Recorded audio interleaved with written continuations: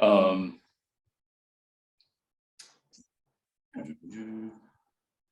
sorry, I feel like this is, I've used Zoom like a million times and right now I can't find anything that I'm looking for.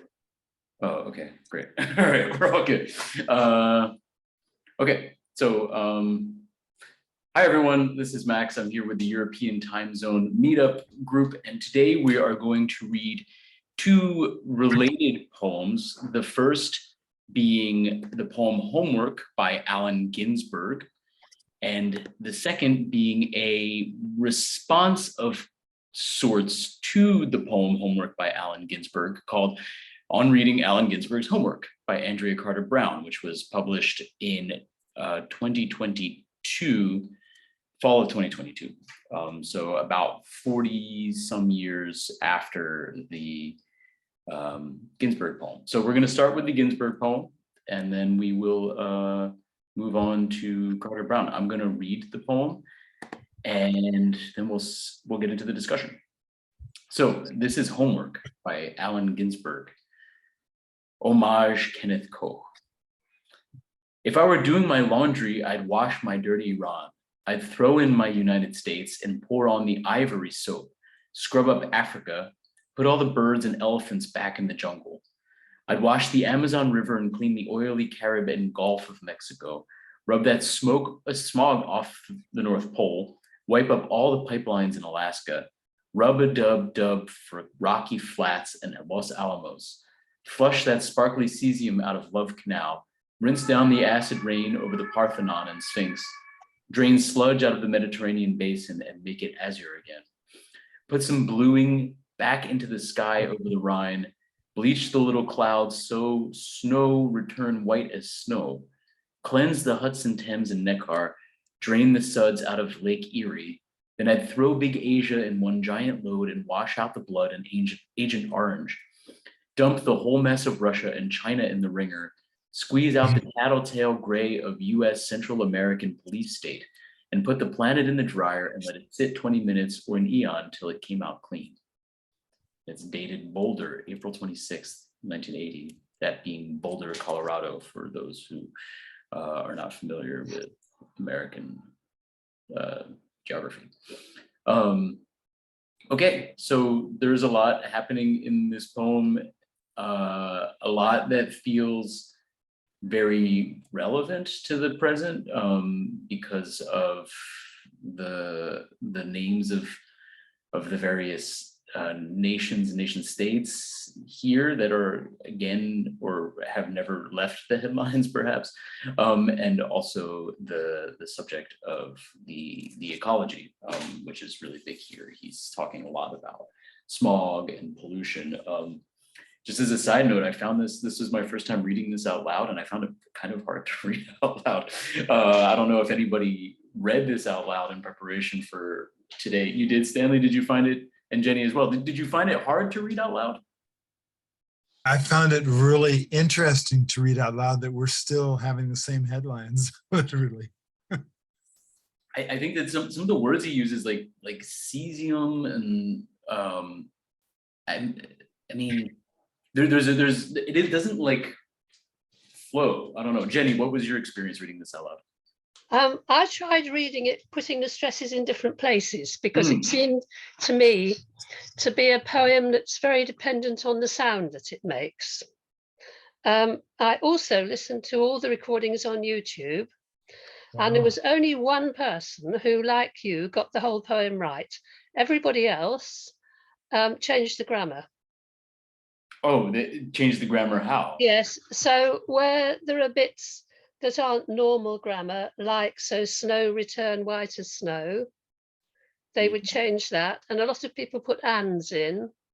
It was very interesting that most people just couldn't read it as it's written. Which also makes me think that Ginsberg intended to write it as it's written. That's Jenny, did you listen to Ginsberg write it, Jenny? I couldn't find a recording of Ginsberg. Could you? I couldn't either. So no, I don't think there is one. I listened to Howl again just now because I thought it'd be interesting to listen to Ginsberg, but I couldn't find a recording of him at all. reading this poem. The readings of Howl are rather famous. And this has a Howl style. I mean, it's Ginsberg, even though it's the 30 years after Howl. But it's yeah, this is maybe an interesting way into this poem to talk about the curious use or absence of certain punctuation, and you know, how we're supposed to understand certain lines where things are getting jumbled together. Cleanse, for example, cleanse the Hudson, Thames, and Neckar, drain that, like there's no comma between Hudson and Thames. So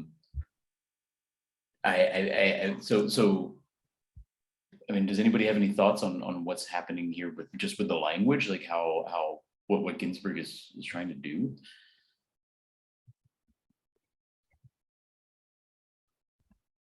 Anna? Maybe this language is just according to the title. So I was just a little bit struck by this title, like homework, and then I read the content of the whole poem, and I was surprised that first of all, it had nothing to do with the title of homework. But after that, I realized that maybe the language might also imply that this title, homework, is a little bit more than just homework. So maybe that we have to do something, and that this is so hard. And like you said before, if you are reading this poem, it is hard to read, and it is also harder to understand than one thinks when reading it just like that, because there are so many messages, also historical messages in it. So I think that this poem is might imply with this hard language, with this shortened language, like the end, that you have to take your time to do it, and that it might be hard homework to do. I like that reading. You're getting us right into the meta poetic territory here, that there's something about work, and that this poem demands a certain kind of work from the reader, which is a very very ModPo understanding. That's very cool. Mary? I like Anna, I stopped at the title because I just finished my Mayo Clinic exercise program, which is housework. And you do so much between. I imagine Ginsberg didn't clean the house very often, probably didn't do the laundry, because homework would be like a school exercise, or what detectives do when they look up all the bad things other people have done. Yet I would call this housework, because it uses all the laundry vocabulary that you could possibly use. It's very rich in laundry vocabulary, but really that's related to housework. So I just thought Allen Ginsberg, what Aristotle said, we need slaves because we have to do philosophy. And I imagine Ginsberg didn't do much housework. I also imagine as much, and I think that I think in Boulder, Colorado, in 1980, that was probably not the scene. So for those who are not familiar with Boulder, Colorado, it's a to this day a rather like hippie town, the home of the University of Colorado Boulder, and I imagine back then it was pretty free, pretty low key, like not too much laundry getting done kind of place.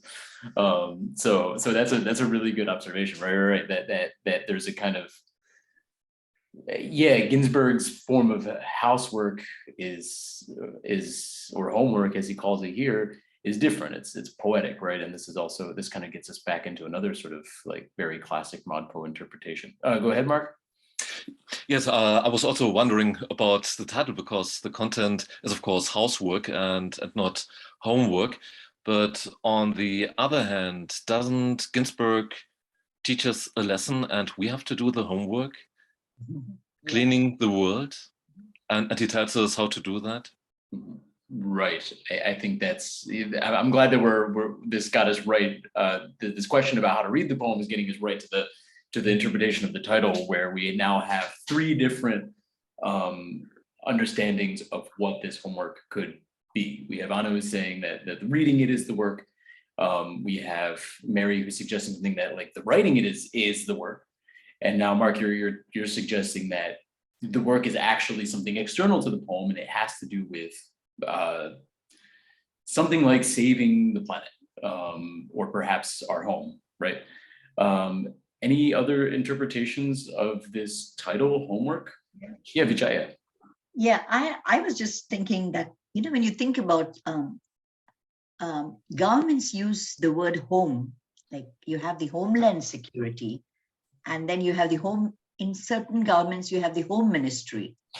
And Right. one does, and it covers a large number of things. And sometimes it kind of, so there could be like some kind of a political slant to that homework kind of. Where, right. The sense of the homeland. Yeah. Which it just kind of, and of course, and all the other interpretations, I mean, they all work too, because, we are doing homework as we are looking at that kind. Right. Yeah. Kurt, and then maybe Stanley. I think maybe you. Kurt, go ahead. It's just a short little thing. Maybe even divorce the word home, and I just think to yourselves, what is the difference between the word home and the word house? I think of one theory situation where my cousin, it really struck me. She just it was many years ago, but she said we went there and we bought a home. It's different from saying we bought a house, but it says something to me about Midwestern. Somehow Midwestern people will say home, and there's something sort of tightly relating to the whole heart there a little bit more. Anyway, I just thought I'd throw in that. So that's yeah. Let's go ahead to Stanley. I think Stanley has something to add, and then we'll maybe try to synthesize some of this. Well, mine just goes to the first word of the poem. If I was doing my laundry. I don't think Allen Ginsberg ever did laundry.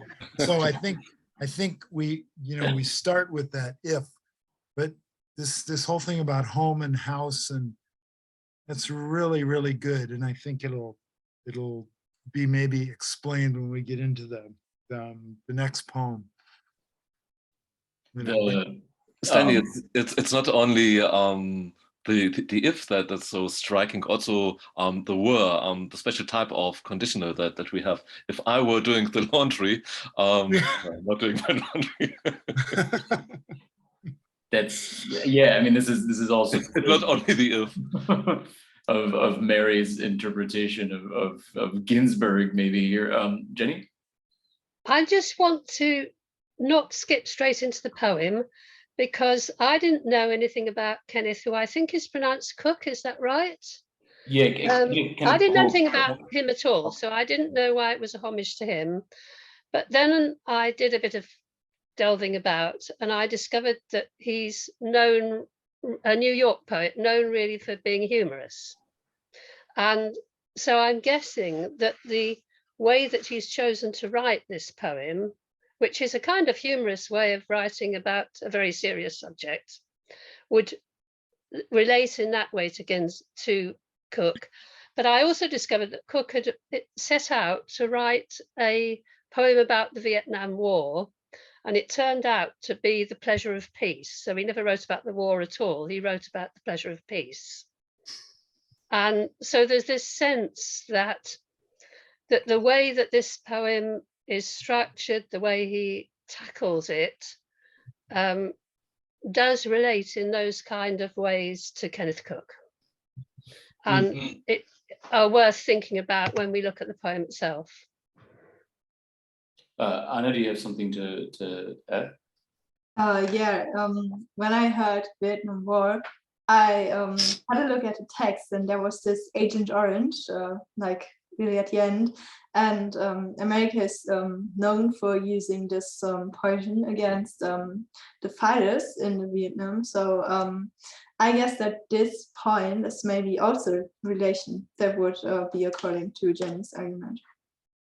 That's great. And I think thanks for bringing in the this context of about Kenneth Koch, Jenny, and maybe what we can understand is the homage here, perhaps in the humor, perhaps in this working through of the horrors of the Vietnam conflict.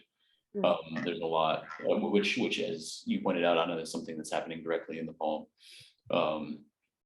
So, but it's also happening in a humorous way. That's true. It's a little bit like, it almost feels like kind of flippant about the use of Agent Orange, which I think in the late 70s, I think there's a real like reckoning about what was being done here. So he's being almost like flippant about it.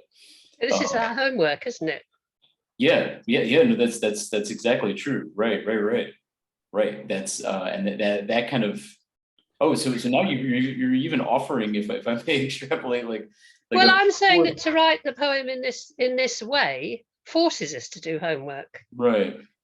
And also that as a Brit, I had to look up half the things that he referred to. Oh yeah. Because I didn't know anything about Love Canal, and one or two of the other things in there. So I mean, obviously there were things that I knew about, like Agent Orange, but there were references that were outside my knowledge completely.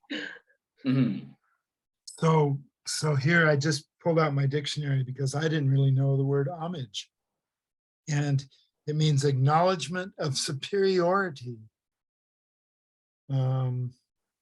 beautiful reverence. I mean, it's quite a word. It is. Right. There's a sort of humiliation that happens in a proper homage, right? I just met a man yesterday in Walmart from Boulder, Colorado, who was in the Vietnam War and has been suffering from Agent Orange and has cancer from it. Oh my gosh. So that was just yesterday. Pretty powerful. So this is a living history. You know, this is something that even 40 years later we're still living with. And some people are well, what they don't know is they had Agent White, Agent Blue, Agent Green. Oh, geez. It's just the Agent Orange that has been focused on. And they're also still cleaning up Love Canal. That hasn't finished either. And the suds in Lake Erie are still there. Yeah. And Los Alamos. The petroleum spills are still going on, 2004, 2010, and they're still cleaning up. And the Gulf of Mexico. All these things are so long lasting. It'll take a lot of ivory soap. Right. And ivory soap's interesting too, isn't it? Yeah. Which he uses as a pun, as a sort of springboard Yes. into Africa, right? Yes. Yeah. But why, Jenny, do you say it's interesting? Because the springboard into Africa, ivory Right, soap, right. Ivory Coast, yeah. And when I was a kid, my mother used to say, ivory soap, 99% pure what? She always questioned everything. And the advertising was 99% pure. The adjective hangs there in the air. My mother used to say, well, pure what? Pure what? Yeah. I mean, There is ivory soap. It's real stuff. Yeah, Right. really stuff. It's not so popular anymore, but used to be. 99%, or like ideally your soap would be 100% pure soap, right? Like that's sort of weird for it to be 1% something else. No, that's true. Do we have any other comments? Anybody else want to Mark? Yes, thanks, Jenny, for drawing our attention to the homage to Kenneth Koch as a representative of the New York school.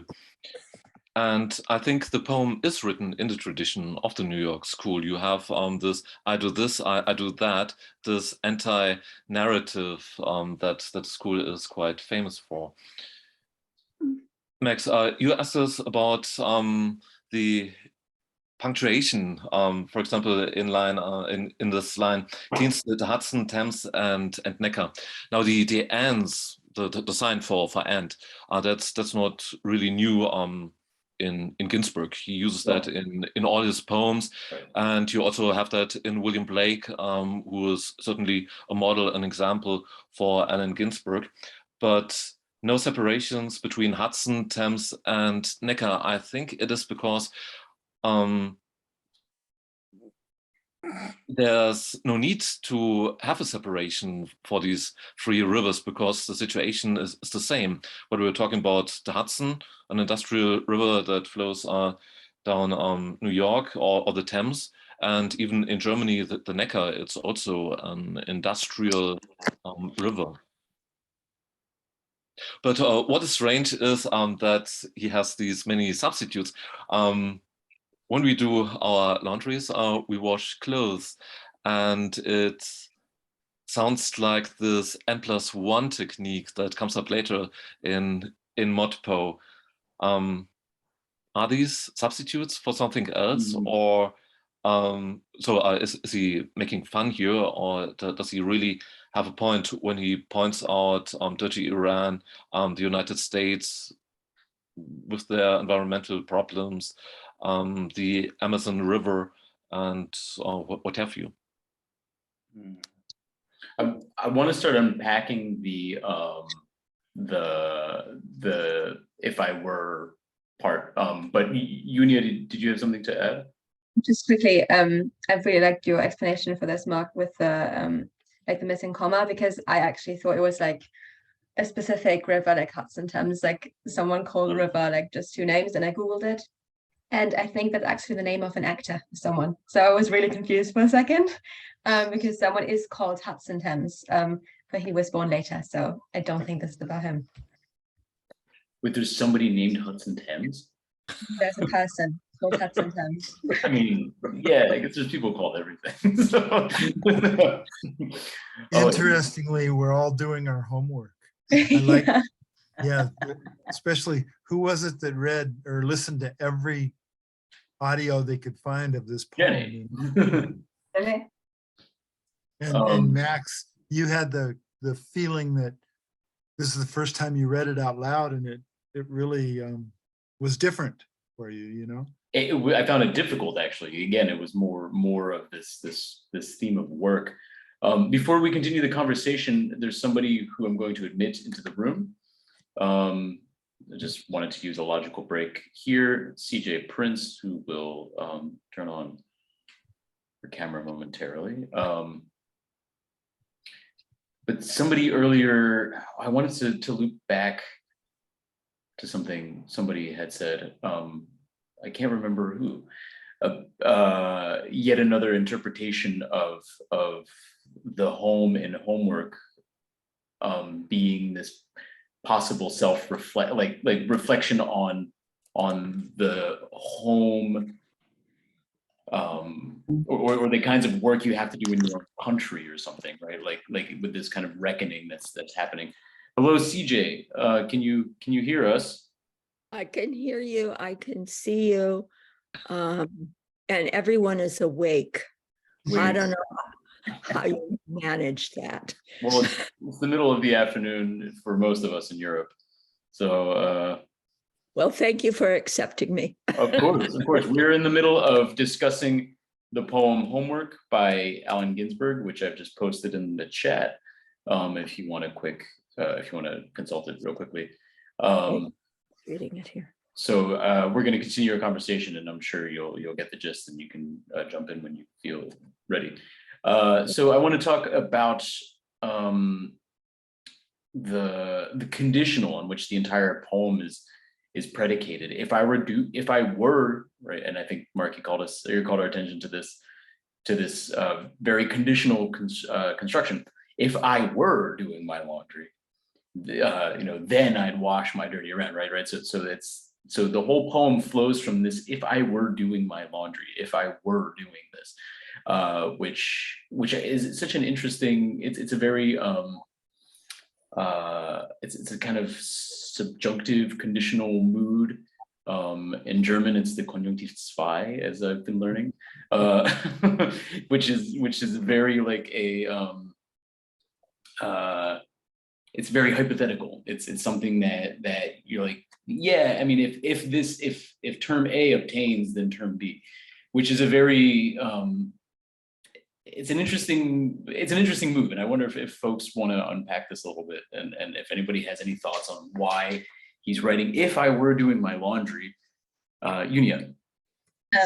Yeah, I was really interested by this in this as well, because I think it would be so much nicer if he wrote "if I could do my laundry" or something, because I mean this is something that to clean the world is like a dream in a way, because we all want to kind of help stop climate change and stuff. But instead he wrote "if I were doing my laundry," like in a way, of course it implies that he can't, but I mean doing your laundry is nothing impossible. I mean, to me it feels more like, well, this is not my job and I don't really want to do it, so I let my wife do the laundry.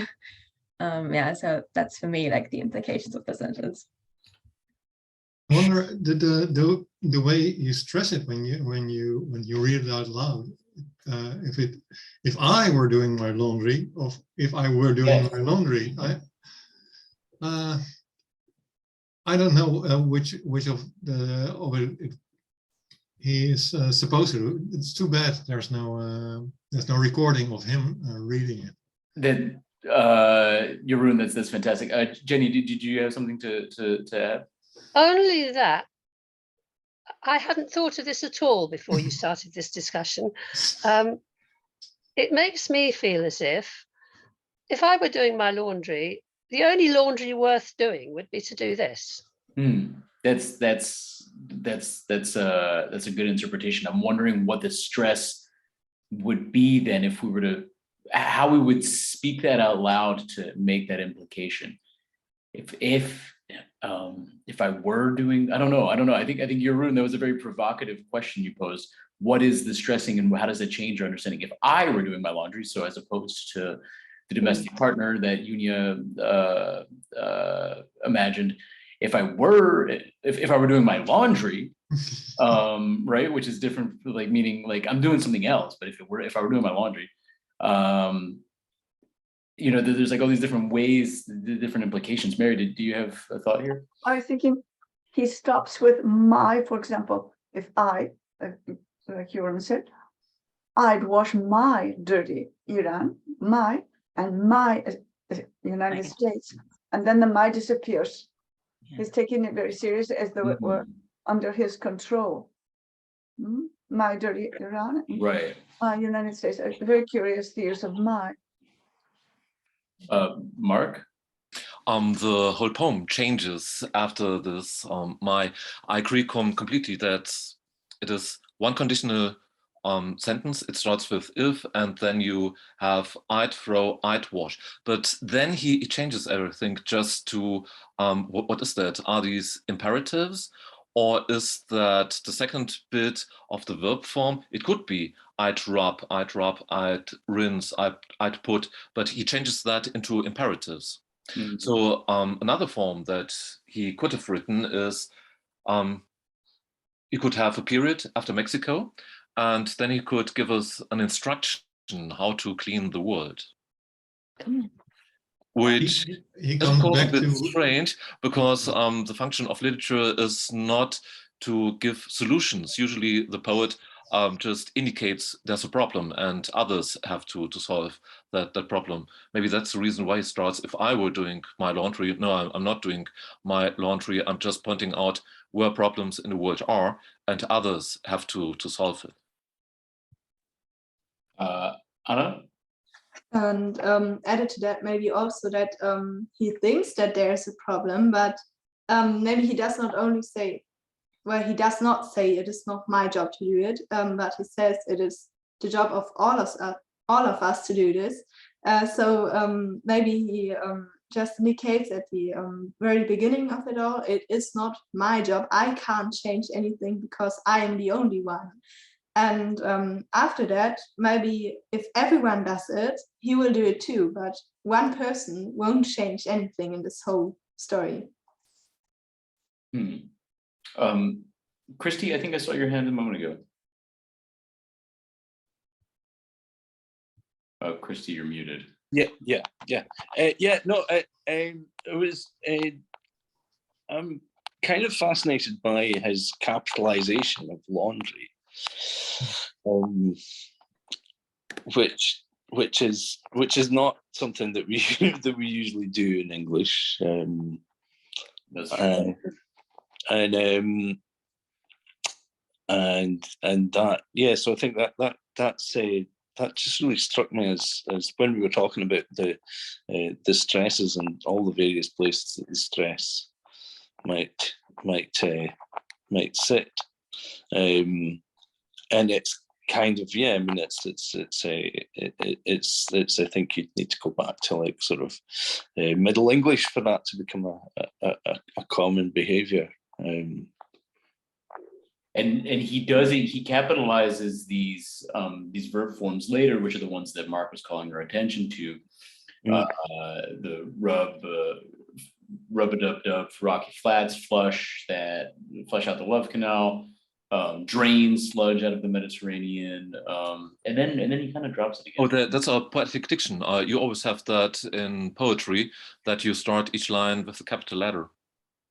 Right. I'm talking about the flush and the drain, which in my version are parts. It's in the middle of the poem, are still in the same line, and there seems to be an inconsistent capitalization happening.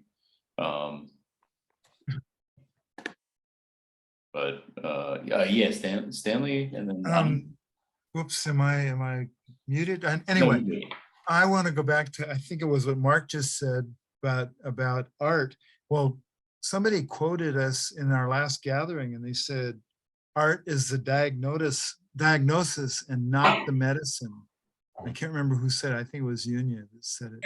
Sure. But okay, but art is the diagnosis and not the medicine. I think that is such a wonderful way to look at the creative thinking and the poetry itself, that we don't have to figure the solutions. We're just there to kind of, well, like Bob Dylan said, if I can sing it, it's a song. If I can't, it's a poem, you know? And so I'd like to go back to that. Maybe art is a diagnosis and not the medicine, and just see how that applies to this poem, because. Well, that applies to the if statement then. If Yeah, I were doing my laundry, it's like if I were solving problems, not just diagnosing them, I'd ... Yeah, if I were actually doing the work, I would do this. But I'm not. I'm just a poet. I'm just. And that goes back to what Anna was talking about a moment ago about who is the subject of this address. I think, Anna, did you have something else to add, and then we'll go to Jenny? Yeah, a completely different aspect. Sure. Because we're talking about the beginning of the lines.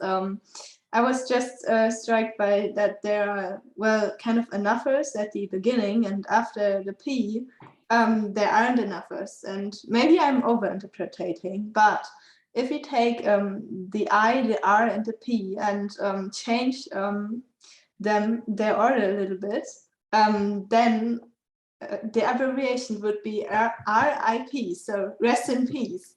And well, maybe I'm really overinterpreting, but I guess that could be kind of a hidden message. So what happens if we don't do our homework? Would it be something like rest in peace world and goodbye? Maybe. Wait, can you just call our attention again to these? It's the capitals at the beginning of the lines of the first like 6 lines or so. Is that what you're talking about? Yeah, the first 7 lines, I guess. Yeah. Okay. Now that you mentioned it, it's kind of uncanny. Yeah.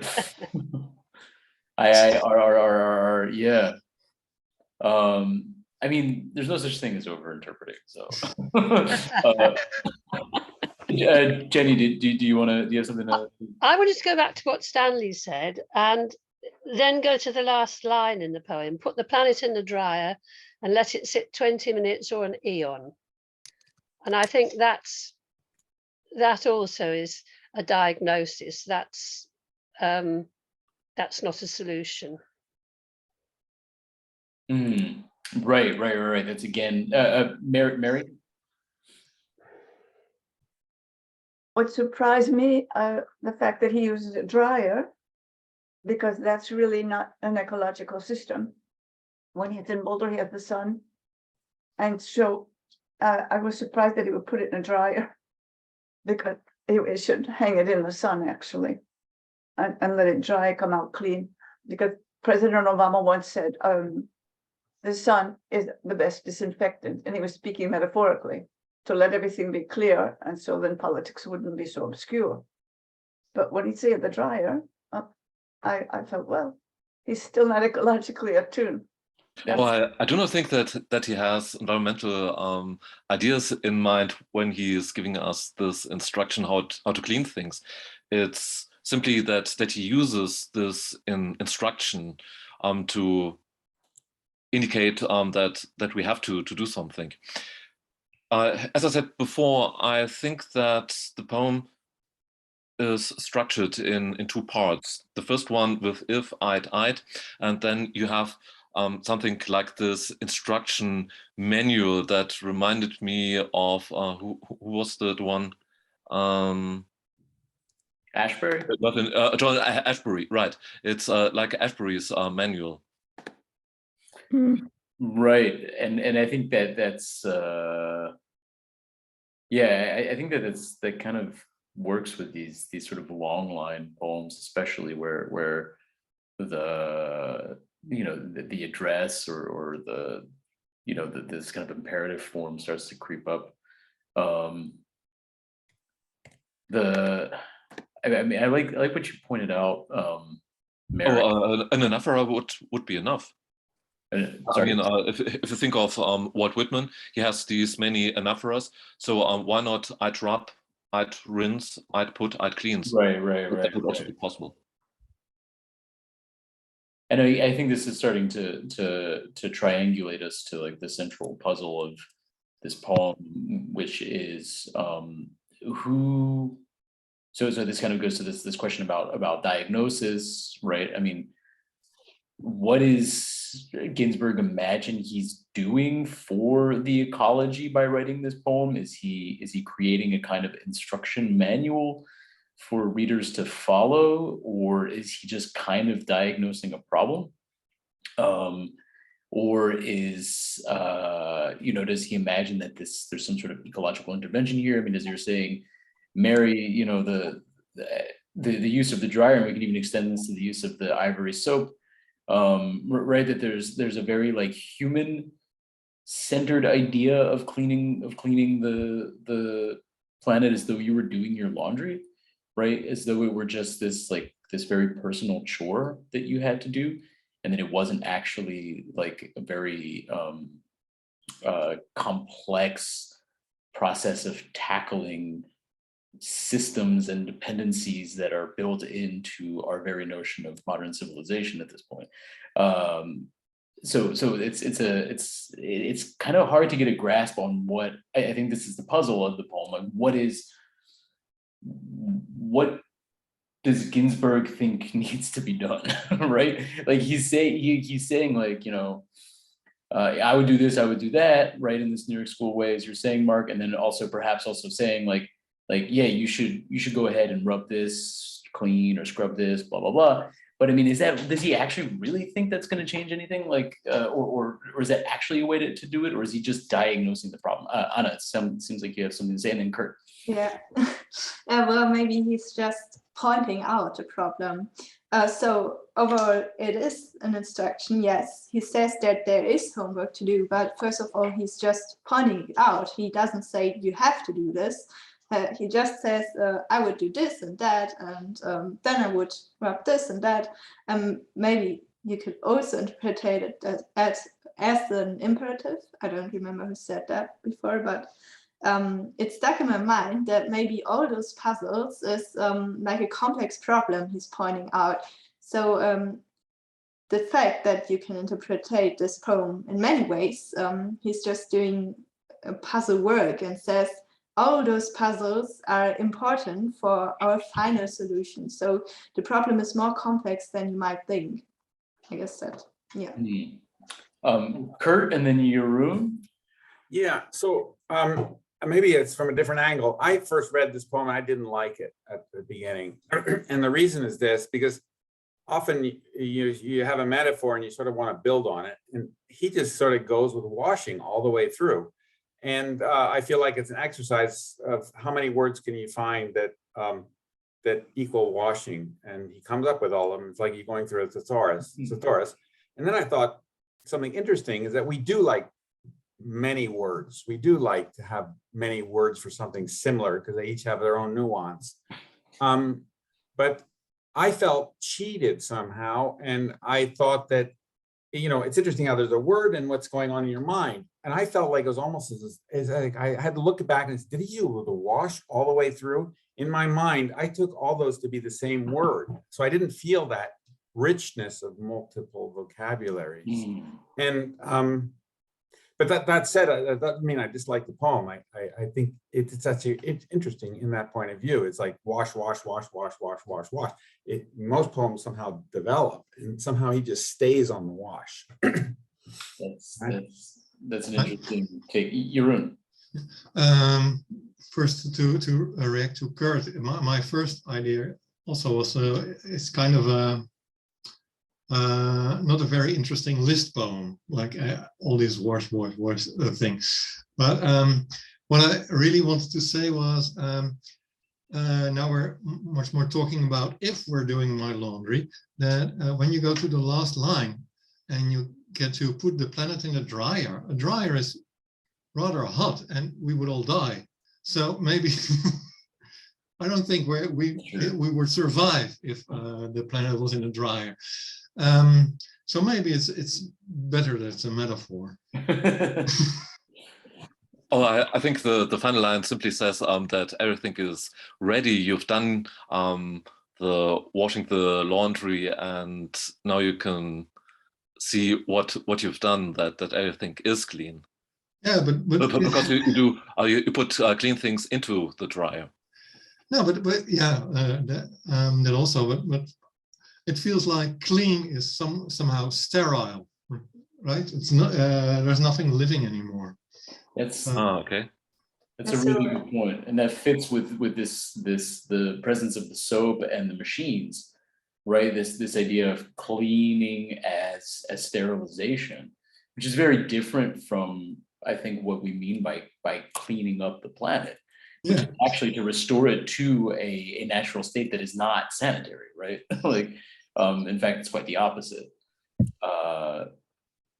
It means to sort of efface, to erase the marks of humanity, or the most detrimental ones on the planet, in the form of like spills and resource extraction and stuff.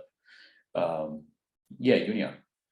Now that we're talking about the last line, I noticed that it ends with clean, which, I mean, just as it being like the last word of the poem, I think this puts like the emphasis just, well, like we said before, I think it might just be about the diagnosis, because I think this puts the emphasis on, we want the earth to be clean, whatever that means, if that means like for the earth to be sterile or just generally not dirty anymore. But I think to start a poem with if I were doing my laundry and to end it with clean, I mean, I think there's like this paradox in there, because he's not actually doing the laundry at all, but it ends with clean anyways.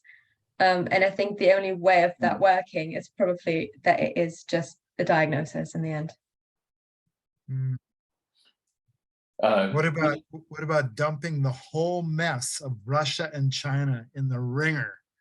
I mean, and squeeze out the little tattletale gray of US Central American police state.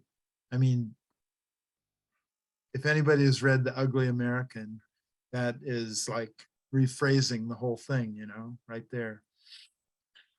Yes, and it is not only about ecological aspects, also political problems. Yes. Oh yeah, it's very political. Bye, Anna. Christy, did you have something to? I think maybe Christy, then Vijaya, and then. Yeah. Yeah, it was really about the clean thing, about that last line. It does also, it has a kind of rehab connotation in my mind anyway. If you're clean, then you're not high, I suppose, is the whatever the dichotomy. And also, like, when he puts it all in the dryer, he lets it sit for 20 minutes. He doesn't even run the machine. Right.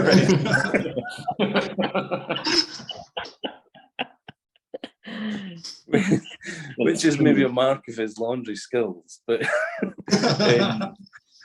but yeah, I found that. But I find that interesting, and I wondered if there was like a kind of meditation reference to to letting it sit for 20 minutes or an eon. Yeah. Vijaya and then CJ. Yeah. I was thinking of the last two lines just together because, and then you take out the at the end, the last phrase, like he talks of Russia, China, and then he calls the US Central American Police State.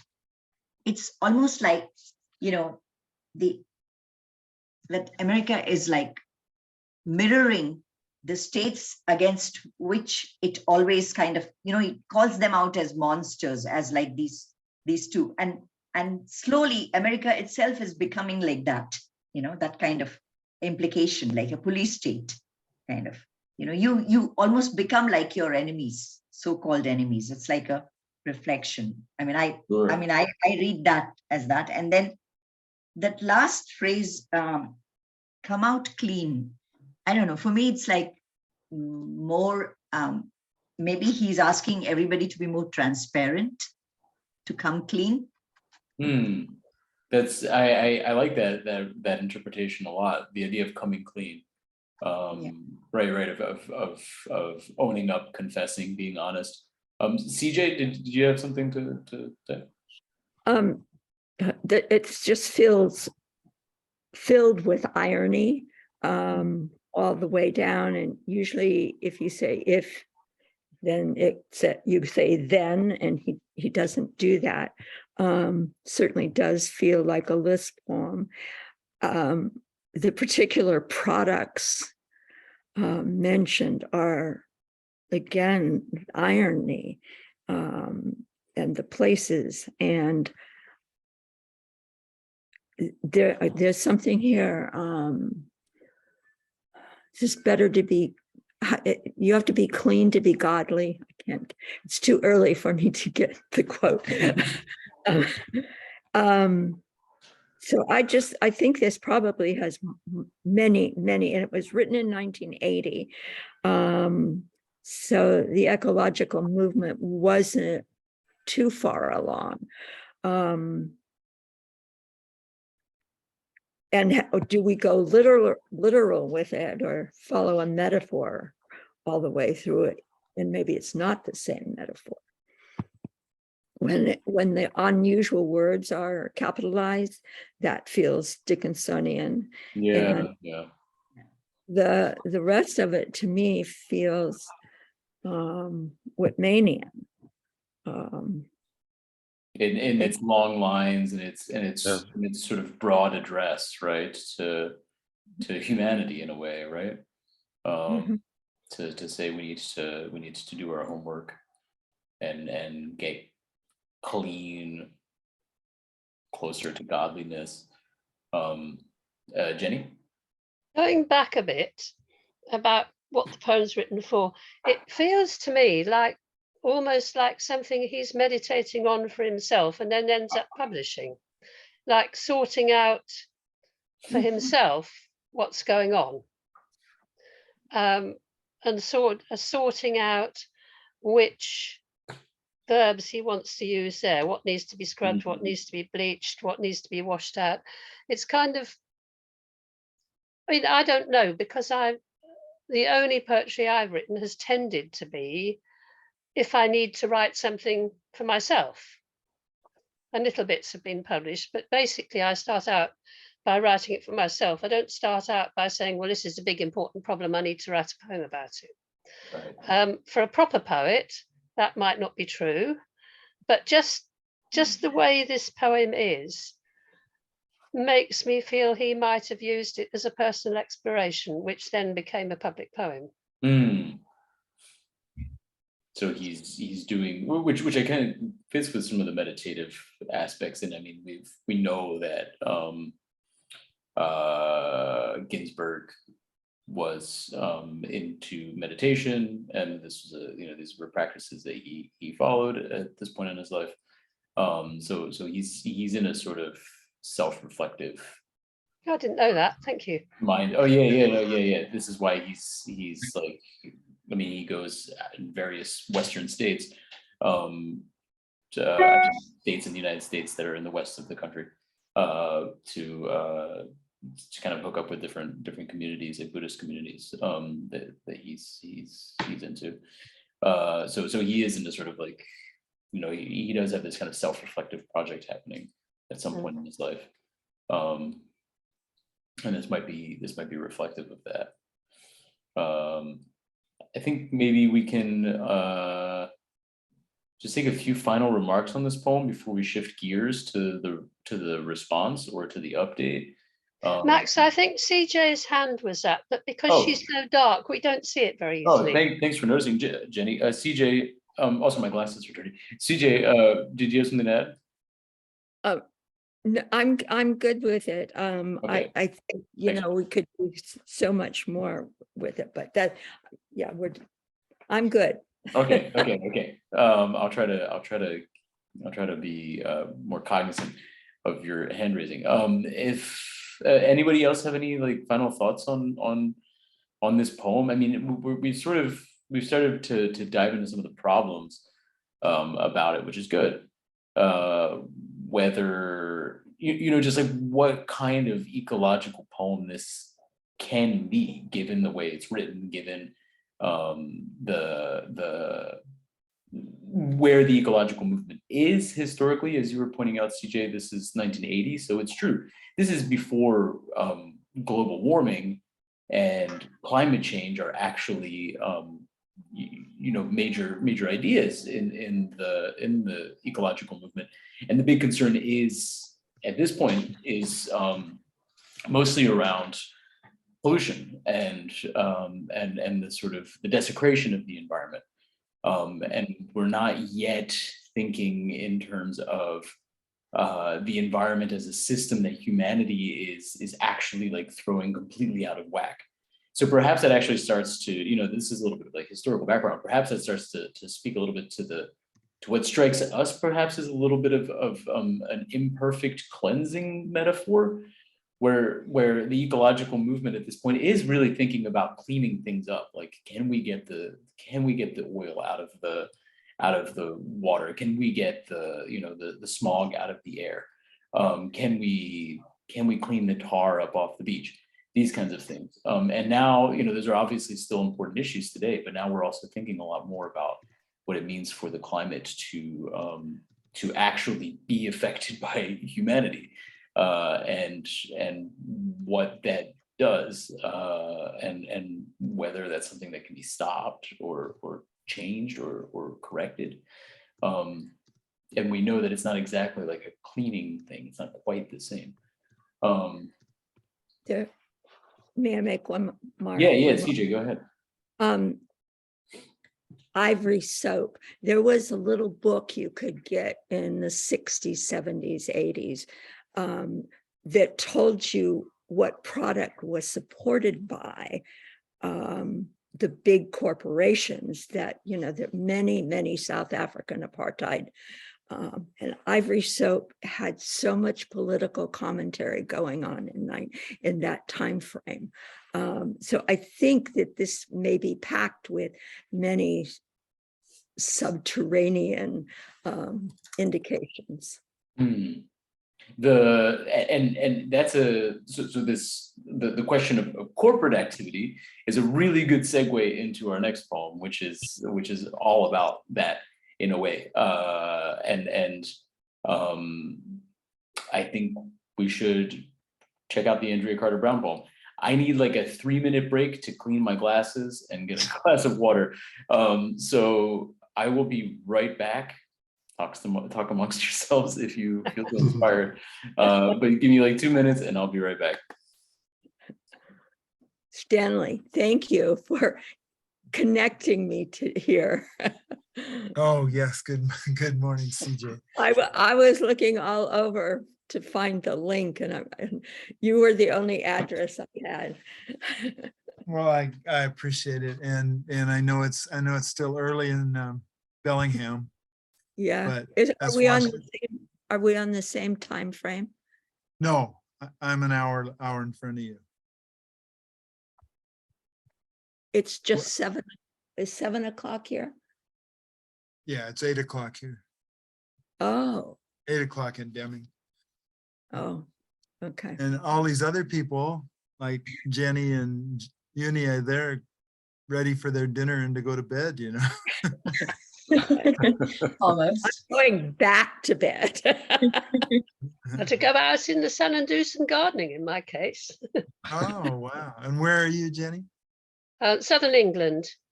Oh, And it's been a lovely sunny day all day. And that's what I'm going to do when we finished here. In sunny London as well, but I'm just going to do my laundry later, which is fitting. You know, You know the instructions. the talk about the first line of the first letter as saying rest in peace. Now, was that a finality for the planet, or was that like a prediction, you know? No, not really. He doesn't have the letters in the right order, so he doesn't really see it as bleak as you just put it. Mm-hmm. I think Anna had a great point there. Yes, yes. Vaya, where are you? What part of the country are you, or the world, pardon me? Who? Vaya, do I say your name right? Vijaya. Vijaya, it's Vijaya. Vijaya. Are you in Vijaya, India? Yeah, yeah, I'm in California. Oh, California. you and I are on the same time frame. Yes, yes. Where in California? I'm in Redding, California. Oh, It's I know a small Redding. town north of Sacramento. Yeah. I was born in Santa Barbara. Oh, okay. So, yeah, Southern California. Mm. Yeah. yeah. So And where? Kurt, you're in Italy? You're muted. Oh, well, that's okay. Yes, I'm in Italy. Yeah. Mhm. But as you What- can see, it almost doesn't matter where you are. Well, I've been really interested Although this week. CJ, it looks like it's still dark. Oh, yeah. Oh, we're just getting some light. You're muted, CJ. I think. No, I'm probably There you just not projecting. We just can't see you. That's the problem, really. You haven't got a little lamp you can shine on yourself, have you? I do believe that might be intentional. I'm in my nightgown. I just put a on. I didn't sleep with this Ukrainian support button on, but you know, I'm here by the grace of Stanley's sending me the link. Mm. So CJ and I are in a postcard poetry poem. Well, a couple of them. yeah. And we've been sending postcards back and forth for quite a few years, 6 or 7 years now. And So- yeah, it's kind of nice. So what you- is the next poem that we're going to do so I could read it? On reading Anne Ginsberg's homework. Oh, the next Andrea- one. On reading Allen Ginsberg's homework. By Andrea I can- Carter-Braun. You can find it on poets.org. Yeah. It's The link called was On given Reading. in the announcement. Okay. Oh yeah, if you scroll down to the email that I sent you. Oh, okay, right.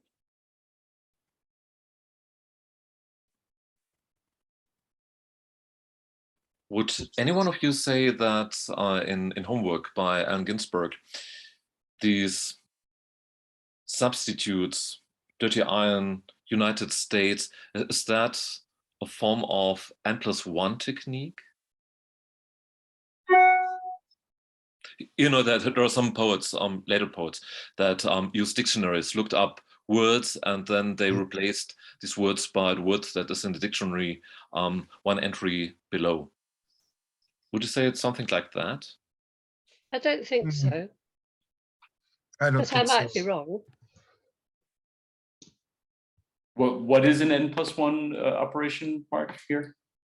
No, it's not really an N+1 operation, but at first I was thinking of something like that when I read dirty iron, my United States, etc. But because you expect my jeans, my T-shirts, or what have you, and then you get all these place names. It's also yeah, no, that's kind of interesting. But it is similar, right?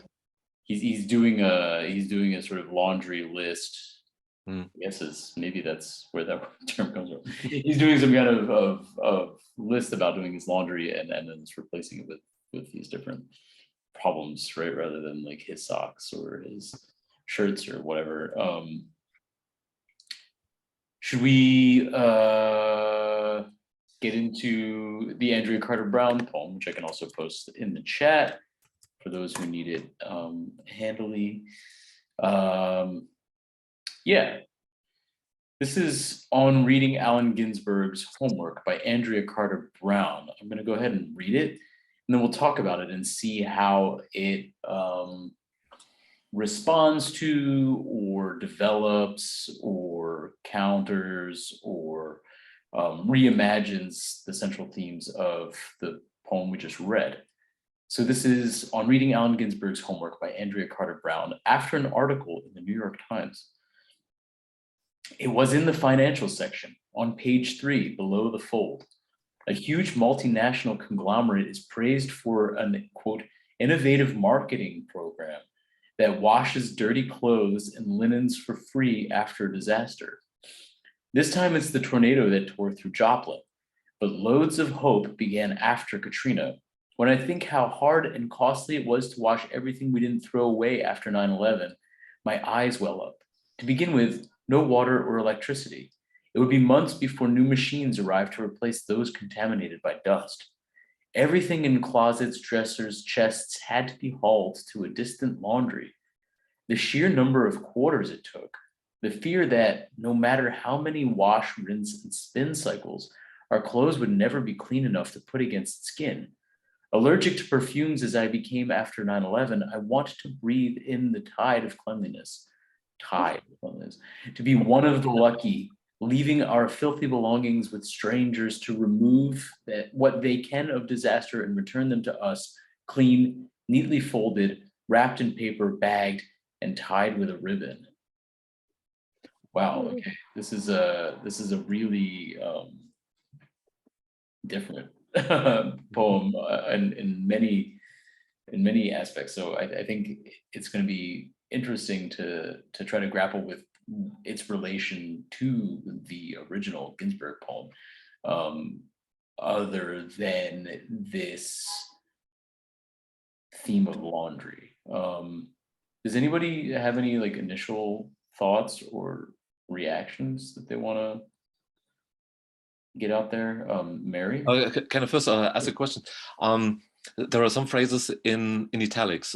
Is it important that they are in italics? Are these titles, or is it simply what it says? Yes, these are like Loads of Hope. Loads of Hope is what I imagine to be the program launched by the Innovative okay. Marketing Program, right? It's called Loads of Hope. It's launched by this huge multinational conglomerate. Tide is a brand of laundry detergent in the United States.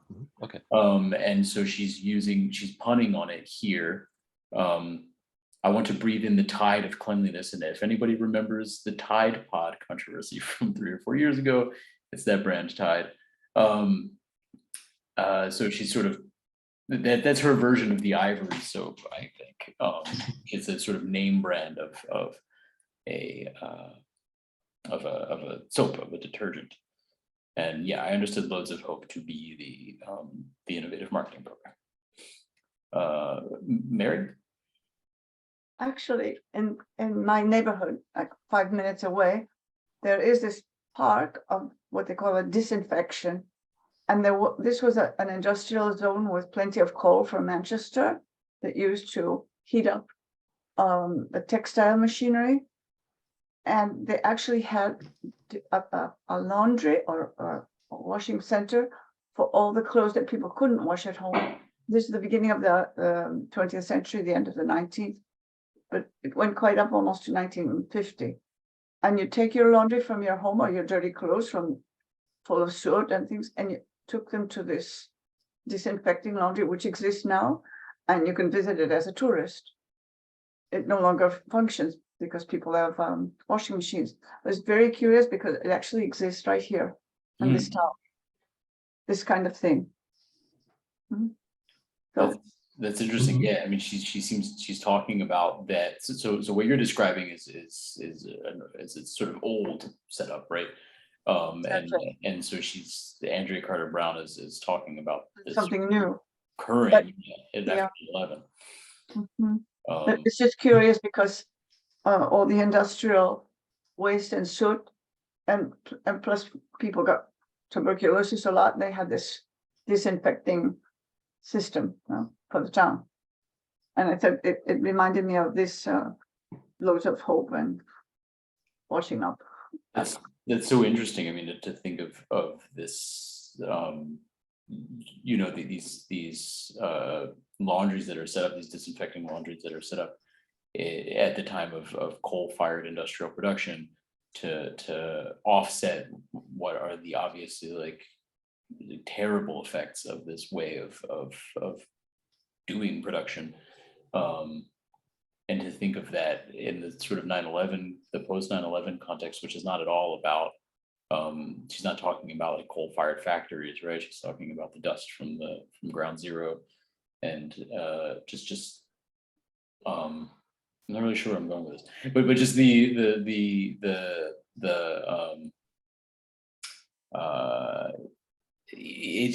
she's in a very like post-industrial setting. It's what I guess I want to say in the 21st century. Where these kinds of disinfecting practices have been forgotten. Unia? Yeah, I just wanted to say what my first impression was. Basically, when I read it, I felt, I mean, I think it's rather obvious that she's not just, that she kind of took the natural disaster part that Ginsberg played on and kind of made it into something with social aspects, and like with 9/11 as well, like just other catastrophes aside from things that just go bad in nature. And what really interests me, and also where I'm not sure, is the aspect of irony, because I think it's so difficult for me, at least, to kind of figure out if she really means it, especially like the parts with 9/11. I mean, the part with my eyes well up, I mean, it was a real tragedy, and no one can ever like talk about it in a way that would kind of, I mean, make it less horrific in a way. But the, I mean, like the part with contaminated by dust, I think I read like a bit of irony in there. And I'm not sure what I think about that, or if that is even true. So, yeah. May I make a comment? Please. The first thing I notice is the beginning paragraph is very dismissive of the whole thing that follows. It's in the financial section, so that makes it the corporate, but it's on page 3 below the fold. It's not on the front page, it's inside, and then the fold, anything below the fold is a dismissive place. It's important if it's above the fold. So it's interesting for me to see that is the most important thing, or the thing that she starts us looking at. Jeroen? To elaborate on that, it's called an innovative marketing program, right? It's not something that is meant as a something really of service, but just something to help the corporation, which is tied, by the way. I just looked it up. Oh, it is tied. Okay. Yeah. It makes sense. It's tied, loads of hope. So it comes as a surprise that after this first stanza, which is really very dismissive, that she starts out that you see that she's actually really taking it to heart and let it come to her, and she's getting emotional because of it. It was a huge turn. Mm. That was unexpected the first Right. time I It's read it. very, and it's very tonally different from the Ginsberg poem, right? Like it's which is not, it doesn't feel emotionally invested really. And this is hyper personal. This is about like yeah, but it's the kind of laundry that can be done. You know, the Ginsberg poem is the kind of laundry that can't be done because it's the whole world. And this is, you know, one disaster at a time. It's, yeah, that's really fascinating, and it starts to you know, it starts to key us into the way that the metaphor of laundry evolves from the previous poem to this one, as something that actually, she's talking about real laundry, not Yeah. it's metaphorical laundry, right? I mean, the laundry has some metaphorical value in this poem as well, but it's not pure metaphor. I wonder, oh yeah, Jenny. Well, just going back to what Unia said, the reason that I threw this poem in for us was that when I read it, because I get poem a day and I check nearly all of them in my bin, I read 2 lines and that's the end of it. But this one really spoke to me, and it spoke to me because from far away in the outside, it's been hard for me to think about what Katrina was like for individuals. Mm. And in the same way, what other big mass disasters are like for individuals. And I think that starting off with the financial section and then going into the personal section reads really well, because we've got this innovative marketing program, which leads us into what it would have been like if she could have it. And I think she really is thinking back to what it was like, because for me reading this, I think, oh, I never thought of that. I never thought that there'd be no way to do your washing. And when you'd done it, you'd never feel it was clean. And so in a way, I don't see this as a response to homework so much as reading homework and seeing this thing in the financial section. She's looking at real laundry. She's looking at real laundry for the whole world, and then she's looking at real laundry for herself.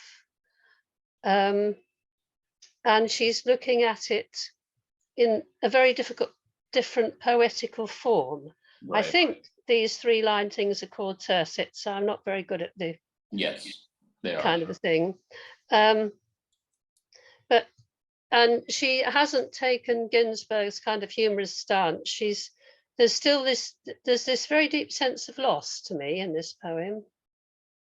And so I suppose the way in which it feels similar is that I felt that Ginsberg's was a reflection that then got put out to the world, and that the same has happened here. She's been prompted by his poem and by the Loads of Hope to reflect on something which is still very many years later feeling very deep. That she still has, she's still allergic to perfumes. Right. After all this time. Other people may disagree with that reading, but that's what I found from it. No, I think that's really nice, Jenny. Mark? So- So let's go to Mark, and Again, then we have a strange title. Is it really on reading Allen Ginsberg homework, or is it more on reading an article in the New York Times? I think Right. she should have changed the title and the subtitle or whatever that is. Right, on reading an article in the New York Times after Yeah. Allen Ginsberg's homework. Right. That makes a lot more sense. Stanley, did you have something? Well, you mentioned this poem was written in 2022. Yeah. Published. Wow. So it's like 40 years later, Yeah. And Yes. Thank you. And I like what Mark just said about, is it an Maybe article? it's also important pointing out that it was written or published on September 12th, so one day after the anniversary. the anniversary of 9/11.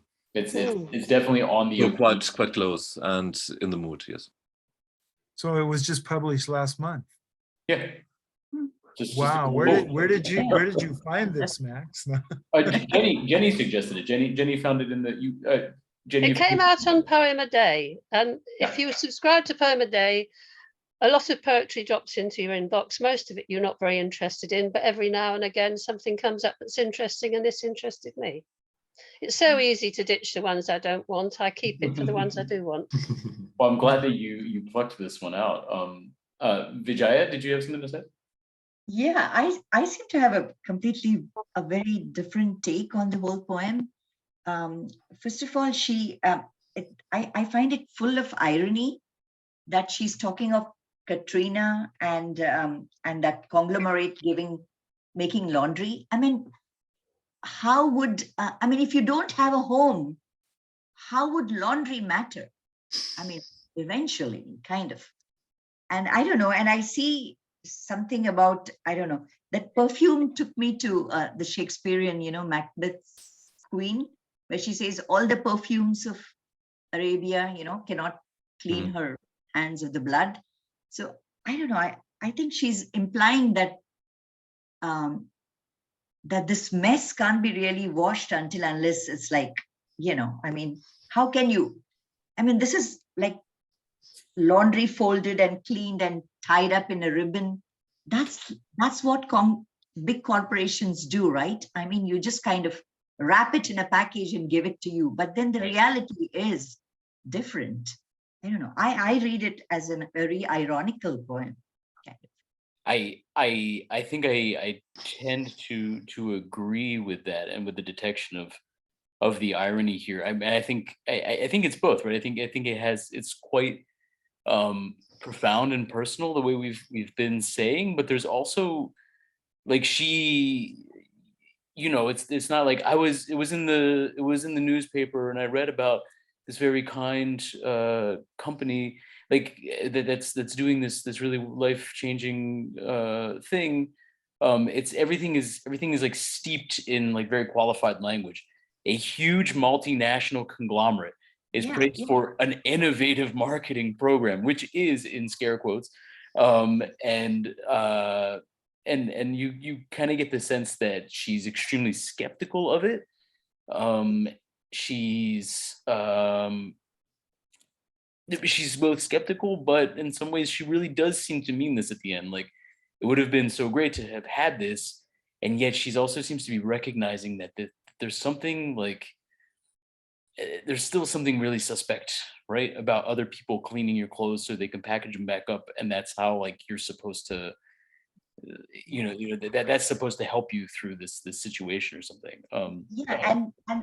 And the huge conglomerate, I was just on NPR yesterday, there was like this, on their Nancy's bookshelf, they had the news, the book reviews, and they were reviewing a book by, I forget the name of the author, but it's on this huge Mackenzie's. It's a huge conglomerate of consulting company. Right. How they are not as environmentally conscious as they claim to be. So it's a book called Mackenzie Comes to Town, When Mackenzie Comes to Town. So I was just thinking, like, so because who's really regulating these huge corporations? They are so beyond, you know, the reach, because they have the power and the clout and the money. I mean, I'm too much of a liberal, so I know that's my opinion, but you know, whatever. Let's go to Kurt, who I think has something to say, and then maybe CJ. Sure. I can't seem to develop my thought very well, but I did read an article and I thought it was pretty good. One of the things she said, she talked about how the Onion was making a lawsuit because someone went to jail for writing something. Yeah, someone wrote someone parodied some police, and the police didn't like it, so they found a reason to arrest her.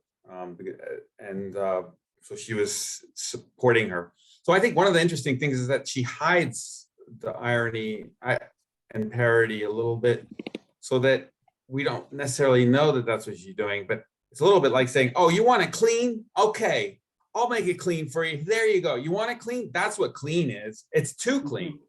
So it's almost like you don't want to tell it too much, because there's something wrong with. Obviously, one of the big problems with clean is soap itself is an environmental problem. Right. You know, too much soap in the rivers, then it's too clean. So it's a contradiction. So I think the irony that, you know, Yunya mentioned it right from the beginning, and I think that's something interesting. But it's also, you have to analyze how easy the irony is, and I think she makes it very hard, because you're not so certain that she's being ironic, but in the end, she has to be. You know, oh, you want to clean? Tie it up with a ribbon. Good for you. Right. How would you want? That's So I don't know. I think you know, analyzing the rhetorical value of irony is pretty difficult. I don't have the tools to do it. Yeah. I wonder what other people think. So it looks like Jeroen, sorry, CJ, and then Jeroen.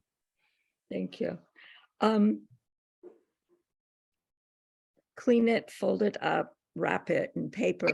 You live in New York City, you don't have a washer and dryer. To live easily, many people have their clothes washed and clean and neatly folded and wrapped in paper, and they do it every week to have their clothes. And so there's also this realistic form of, after 9/11, after you don't have a way to clean up. And one of the things that comes to me is, you know, when you go camping, you just wear the same clothes, the same socks, the same everything for either a weekend or a week, and you never think about it because you're in a more quasi survival mode. Right. So it just sets up this irony of what is clean and how Victorian is it to think clean better. And there's actually a kind of jeans that are hip that you never wash. I'm just throwing that into the side. I was very surprised to learn about that. You don't wash them, that's part of it. Thanks, CJ. And I think you're sort of unfurling a little bit more of this irony that Kurt was just talking about. Jeroen, did you have something to? Yeah, I wonder, maybe it's more a question about English idiom.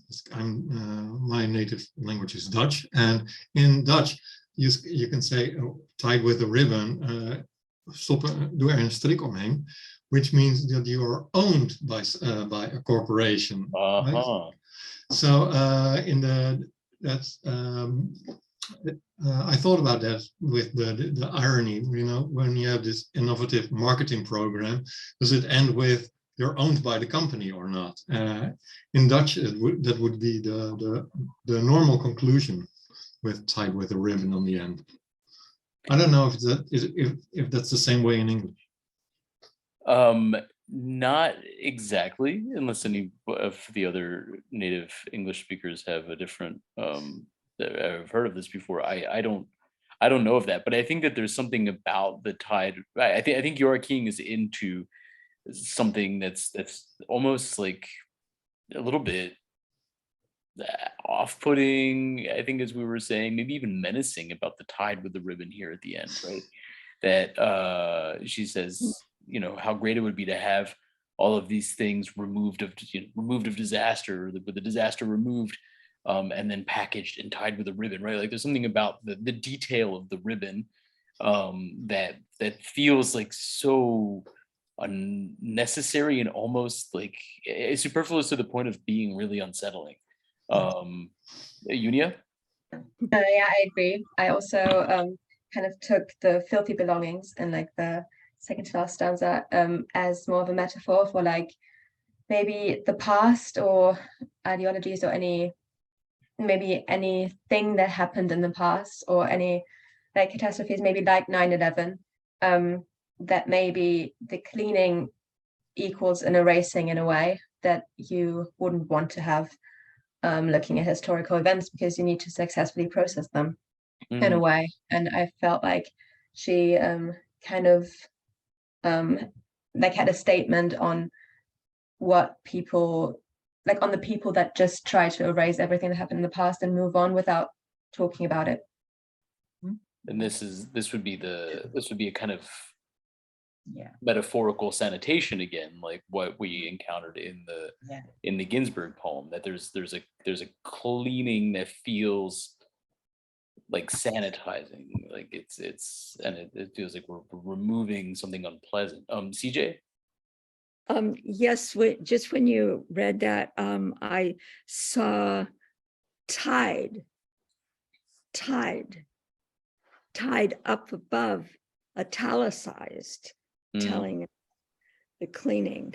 There's just this connection with the actual word, and she italicized it, which kind of like yelling, "This is, I want you to get this, I'm making a pun." And I don't think that was needed, the italics, to get the point across, but I just that, yeah.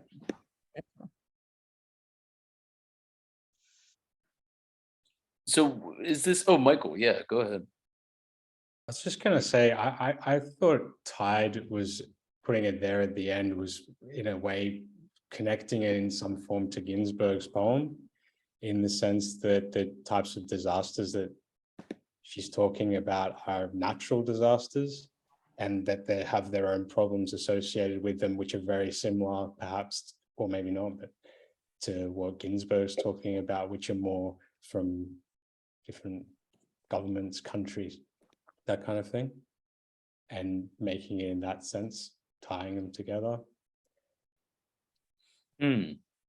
So I think you're raising an interesting point here, Michael, that I think leads us into another good topic of conversation, which is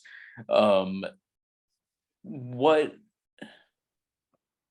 is the problem in this poem versus what we understand to be the problem in the Ginsberg poem. So right, so she's talking about so Andrea Carter Brown here has several problems in mind, them being natural disasters, as you just said, Michael, but also September 11th, which is not a natural disaster, but also what appears to be some kind of profiteering by these multinational, like quasi-sovereign companies in the face of disasters, and also her own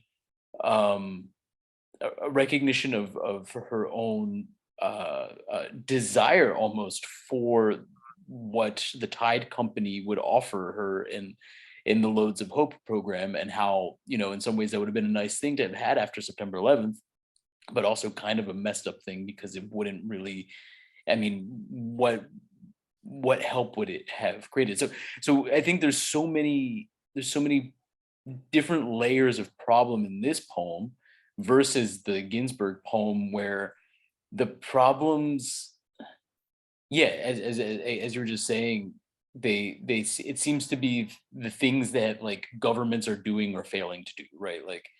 Like, oh no, we let people, you know, build a pipeline here in Alaska and it exploded, and now like or it doesn't. I guess they explode sometimes, but now now the landscape is just like covered in muck, and so that there's this like this somewhat more pointed idea of the problem in the Ginsberg poem, and a far more diffuse idea of the problem in this poem, I think. I don't know if anybody has any like thoughts about what exactly Andrea Carter Brown, like what does she imagine? So if Andrea Carter Brown were doing her laundry in this poem, what would she be washing out? Like what is the one thing she'd be trying to get rid of? And obviously it's not just one thing in Ginsberg, but we can kind of reduce it and say it's the contamination of the environment. And there's just like a million different ways that it happens. But what is the problem that Andrea Carter Brown would wash out if it could be washed out the way one washes their laundry?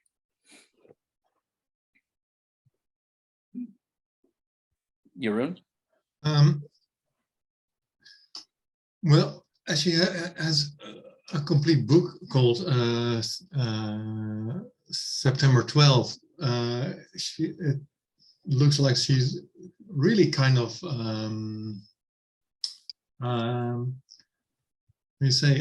really has some kind of issue that's not nice.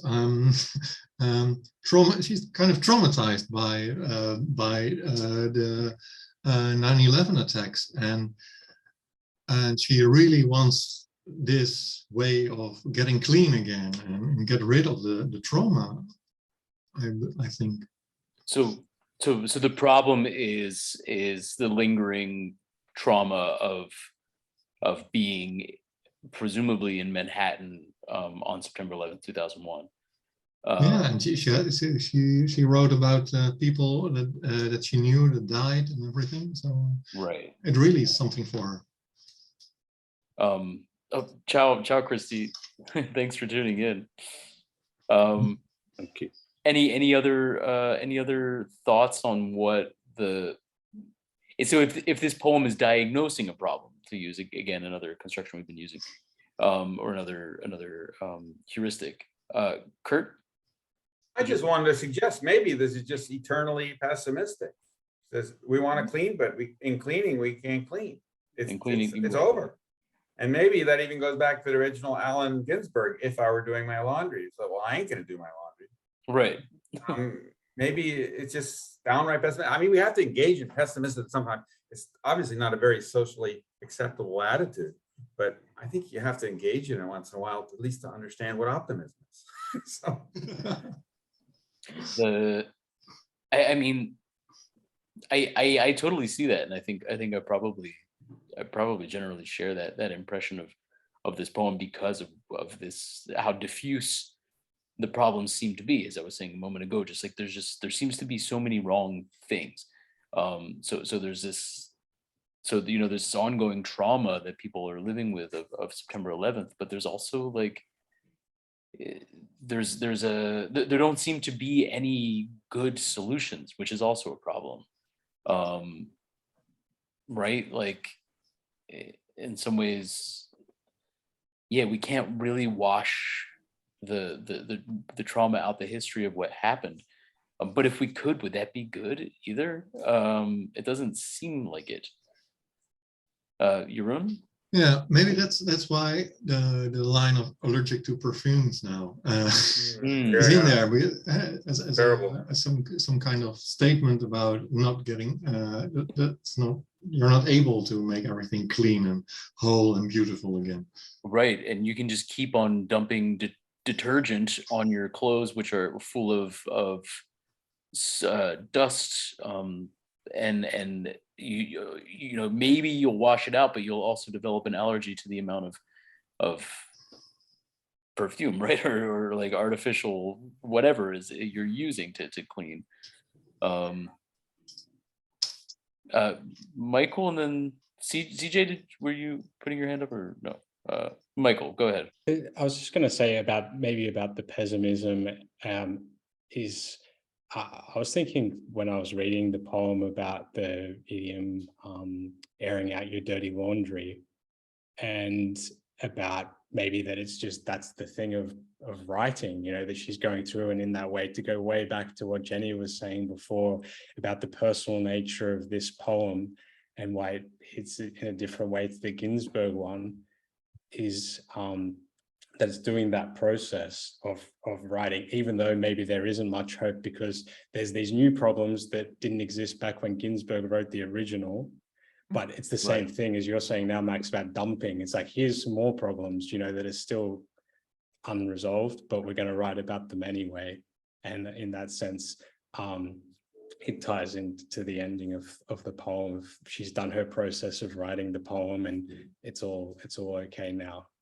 But just from the perspective of writing, not actually solving the problem and pessimistic. That's yeah. I think that there's some recognition and a kind of proliferation of problems that's happening. CJ, did I see your hand up for a second? I did. I remembered what I wanted to say. I think it's perhaps even generational, but certainly for people in New York, cohesive PTSD that can never be cleaned. Right. That I'm not like, can I get myself clean? Or can I get my clothes clean? But I'll never get my mind clean. It's always hanging there like a trauma. Yeah, I think that's, I mean, that seems to probably be part of her project in this poem and potentially in this collection, September 12th, is to talk about exactly this very specific New York experience of having been there on the day of the attacks and the chaos of the aftermath. I want to go back to where you were saying, Michael, about how this differs from the Ginsberg poem, and to kind of dwell a little bit more with this pessimism, which also seems in some ways to be related to this kind of like existential situation that you just talked about, CJ. And I guess like I think. So I asked like what the problem of this poem is, like what problem it's diagnosing. And I think maybe another way of asking that is to what extent is this an ecological poem compared to the Ginsberg? And does anybody have any thoughts on how she's engaging with the question of the ecology, which is the central theme of the Ginsberg poem? And here it's not as clear. It's far more direct. It's the disaster that she's writing about is September 11th. So what is, you know, what's the status of the ecology in this poem? Vijaya? She might not be addressing ecology directly, but I think she's actually more grounded in the homework, because she doesn't go, I mean, she's just talking of a specific location and place. So this is like Ginsberg is all over the world, you know. Yeah. She's because 9/11 was what brought the whole world down on America's heads, on the heads of Americans. Right. It was like focused. I mean, that, because I mean, and you know, people, you won't believe me, I went to India, and people who are hardly educated, don't even know too much about anything, would talk to me like, you know, kind of, America is the root of all problems kind of thing, you know. And, you know, they would not know half the things, but people give sweeping statements like that. So I think 9/11 was the time when, I mean, so much happened, kind of, so much changed, you know, for how everybody started looking at, I mean, I think there was like more self-reflection, which began at that point, more inward looking things beginning at that point. That's what I feel.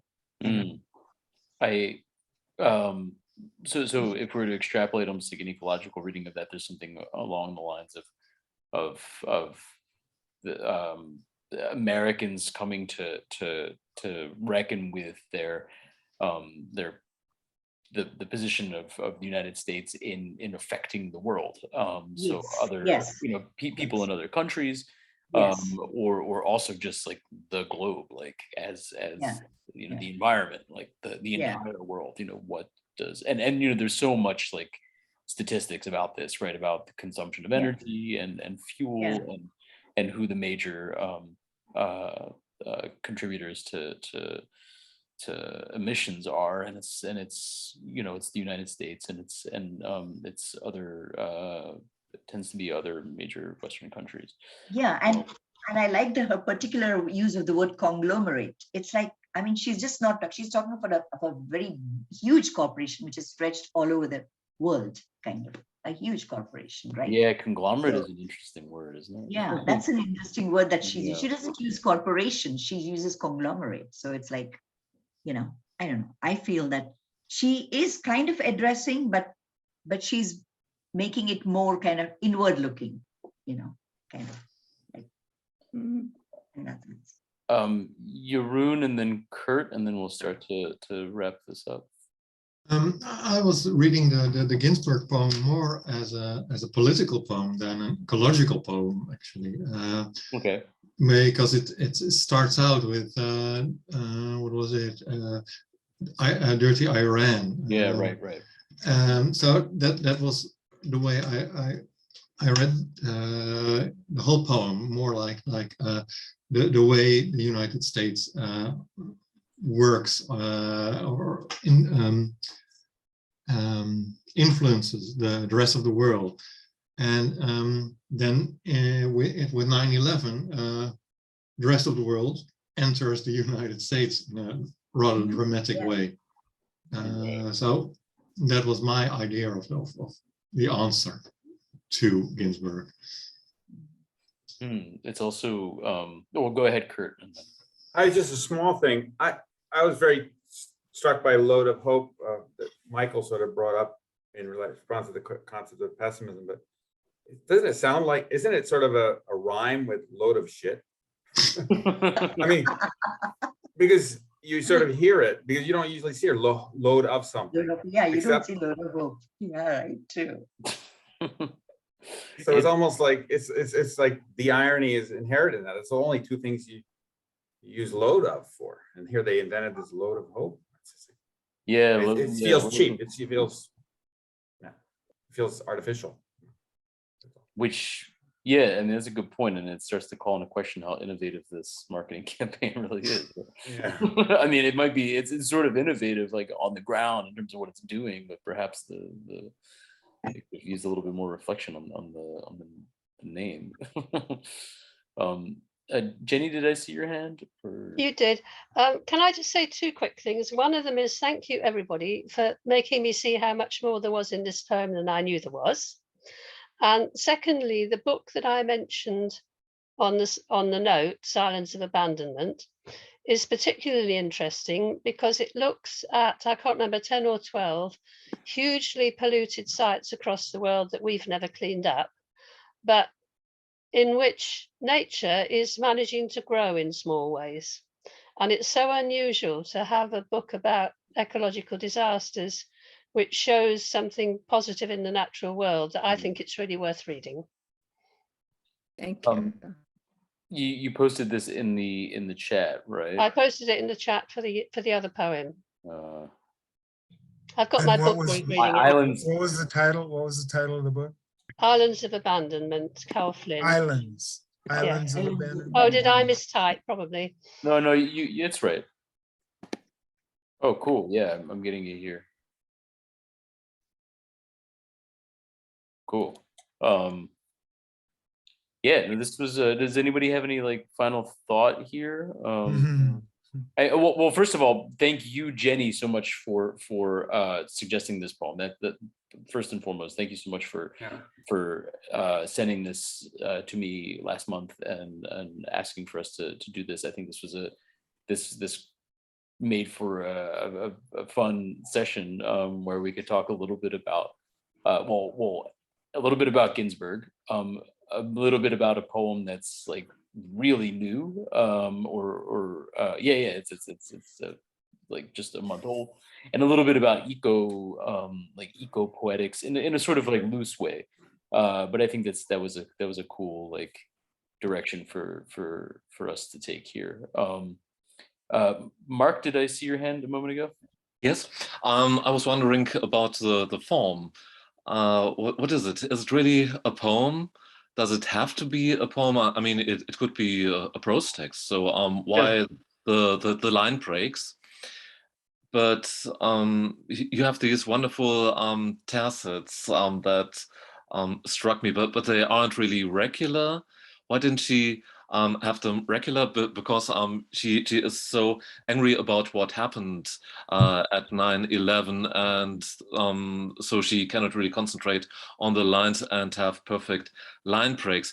But these tercets, it took a while until Dante's Inferno, the Divine Comedy, came to my mind, which is also written in tercets, and probably that's also what she has in mind, and she is describing hell on earth, right? That's a great reading of the tercet form, Mark, which is otherwise, you're right. I mean, this is a prose piece.